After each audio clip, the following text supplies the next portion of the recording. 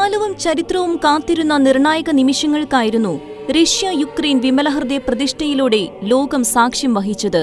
റഷ്യയുടെ പേര് എടുത്തു പറഞ്ഞുകൊണ്ടുള്ളതും ലോകമെങ്ങുമുള്ള ബിഷപ്പുമാരുടെയും എമിറിറ്റസ് ബെനഡിക്റ്റ് പാപ്പയുടെയും കൂട്ടായ്മയോട് ചേർന്ന് ഫാത്തിമ സന്ദേശപ്രകാരം ഫ്രാൻസിസ് പാപ്പ നടത്തിയ വിമലഹൃദയ പ്രതിഷ്ഠയിൽ ആഗോള വിശ്വാസികളും പങ്കുചേർന്നപ്പോൾ കുറിക്കപ്പെട്ടത് സഭാ ചരിത്രത്തിലെ തന്നെ നാഴികക്കല്ലെന്ന് വിശേഷിപ്പിക്കാവുന്ന ഒരു സുപ്രധാന അധ്യായമായിരുന്നു.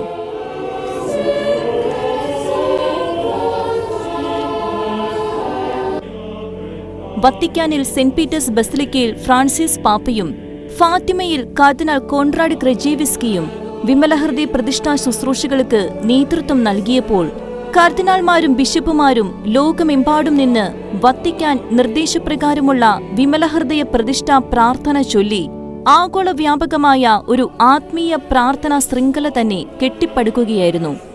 ദൈവമാതാവും ഞങ്ങളുടെ മാതാവുമായവളെ, ഞങ്ങൾ ഞങ്ങളെ തന്നെയും സഭയെയും മനുഷ്യരാശി മുഴുവനെയും പ്രത്യേകിച്ച് റഷ്യയെയും യുക്രൈനെയും നിന്റെ വിമലഹൃദയത്തിന് ഭരമേൽപ്പിക്കുകയും പ്രതിഷ്ഠിക്കുകയും ചെയ്യുന്നു എന്നതായിരുന്നു വിമലഹൃദയ പ്രതിഷ്ഠ പ്രാർത്ഥനയുടെ കേന്ദ്രഭാഗം.